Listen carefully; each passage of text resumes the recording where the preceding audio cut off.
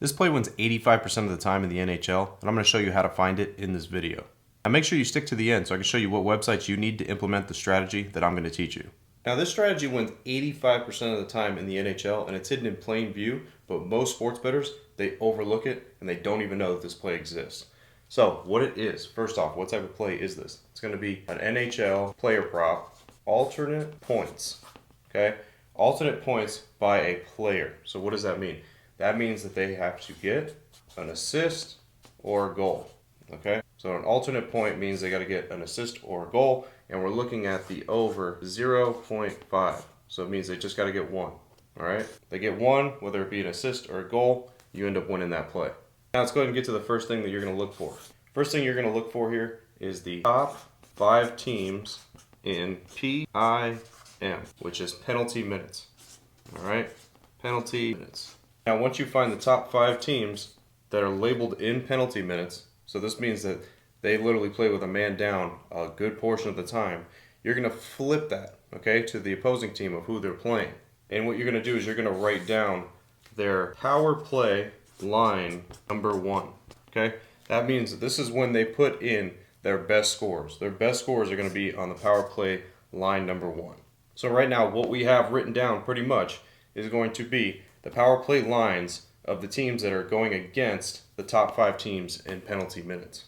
Now once you have those written down, the next thing you're going to do is you're going to look at the 1 and 2 top scores on each of those teams. Alright, so that either the number 1 or number 2 score in points, overall points, not just goals, and overall points on that power play line. Now those that aren't familiar with hockey and how this actually works and what you're looking at here, because it might sound like gibberish if you don't understand what it is that you're looking at. So penalty minutes is when a team commits a foul, all right, and then they take one guy out, the other team goes on a power play. So there's a man down. It's 5 versus 4, all right? So what happens there is they put their power play line in, which is their best shot at scoring a goal. They put their top scorers in. So that's why I said you need your number 1, number 2 scorer on that power play line. That's who you want to write down. Now once you've done that, your next step is going to make sure that the team that you have written down with those players, this is how you're going to kind of filter through, is you need to make sure that that team is in the top 10 in power play percentage, okay? That pretty much means conversion. The conversion means they're offensively on their power play, their conversion rate is very high, which means when they go on a power play, most likely they have a good shot at scoring a goal. And if they score a goal on their power play line, either their 1 or 2 guy is going to end up with an assist or a goal. So it kind of all gels together. Now once we've mixed all this together, it should narrow it down to be honest with you, you should probably have 1 or 2 players on any given day where you're going to end up taking this prop for the alternate points over 0.5, which is 1 point. They score 1 point. Another thing I want to show you guys is this. You'll see on some of the sports books, it'll say 1 plus. 1 plus is the same thing as over 0.5. Okay, people think 1 plus means you got to score 2. No, 1 plus means if you score 1, you end up winning. Because some sports books like DraftKings, they label it like that. So just make sure you understand that. It's the same bet, okay? This right here is the same thing, whether it's over 0.5 or 1 plus. If you guys want to fast forward through all this and you just want the picks sent to you every single day that fit this criteria that I'm teaching you, make sure you guys click the link in the description. Now once you've narrowed down to your couple players that you have, now we're going to get to step 5 here. Step 5, which is going to be the last step, which is the implied probability versus the true probability of that happening. Don't be scared of the higher odds here because, like I said, this play wins 85% of the time, so you have room to work. So let's say, for example, a minus 400. Minus 400 has an 80% implied probability. All right, so an 80% implied probability there. Now, players that you'll see probably with a line like this is going to be like McDavid or McKinnon. These are the players that you're going to see probably with a line like this to be able to score a point. Why? Because if any points end up being scored by that team, any goals, usually they have something to do with it on that team. So, like I said, a minus 400, 80% implied probability here. Now, why not to be scared of this number? Because now, if we do our true probability math here, and we go and look, how did, let's say, for example, McDavid or McKinnon, how they did against the team that they're facing, and similar defenses, okay? Similar defenses means if they're going against a team that's top 5 in penalty minutes, Well, you need to look at their stats going against teams that are top 5 in penalty minutes to get the similar results of exactly what it is that they have done against those type of teams.